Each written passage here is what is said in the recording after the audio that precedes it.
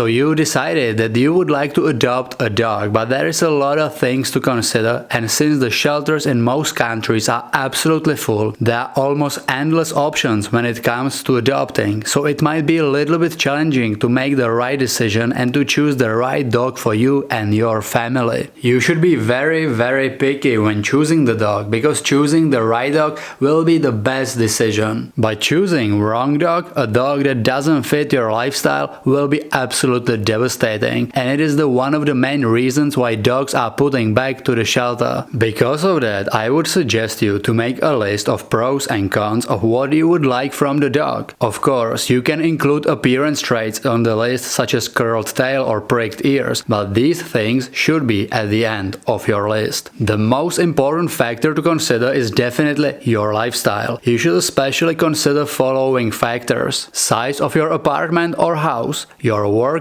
and the time you spend working, your previous experiences with dogs, how active you are, do you have kids, do you have other pets, what is your financial situation, and do you have dog allergies. These are the main things you should consider when thinking about adopting but also buying a new dog. Ask yourself these questions, and from your answers create a list of desirable traits of your future dog. To give you an example, if I would considering a new dog, my desirable characteristics would be an active dog that is good with little kids, that is calm indoors but always ready for outdoor walk or hike, that is small to medium sized. I would prefer a adult dog around the age of 3 or 4 that is friendly with strangers, and I would prefer a dog that is loyal to the owner and stay close to me on walks. And last but not least, I would prefer a dog that requires minimum grooming. This is a list of traits I would write down and take it with me to the shelter, and I would strongly advise you to do the same thing. You should also research some breeds. You can do it on the AKC or FCA website, but you can also watch videos about almost all the known dog breeds on our Rocadog channel. This way, you can find many information about various dog breeds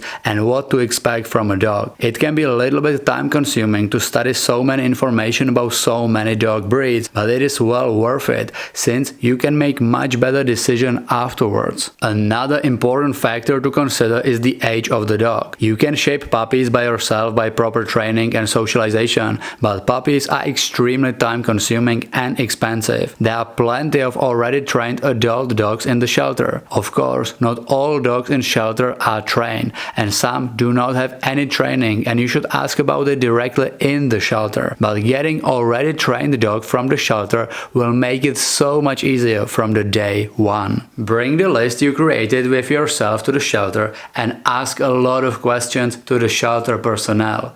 Do not rush choosing the dog. Ask questions about the dog's past and where was this dog kept, about its behavior and especially about behavioral issues, about its medical needs and about its exercise needs. Ask them if the dog has a history of escaping, if it's okay with strangers, if he has a history of barking, biting or growling, if the dog has a history with any other problematic behavior. By now, you should have a very specific picture of your future dog, and it might take some time before finding such a specific dog, but again, do not rush it. Take your time, visit as many shelters as needed and talk to as many people as needed. There is nothing to hurry about. The most important thing is to get yourself the best possible doggy companion. Also, do not judge the dogs in shelter by first impressions. If the shelter workers will recommend you some dog, but you will not like its behavior at first, try to spend some time with it. Many dogs in shelter environment will be shy, nervous or scary, but once you take them on few walks,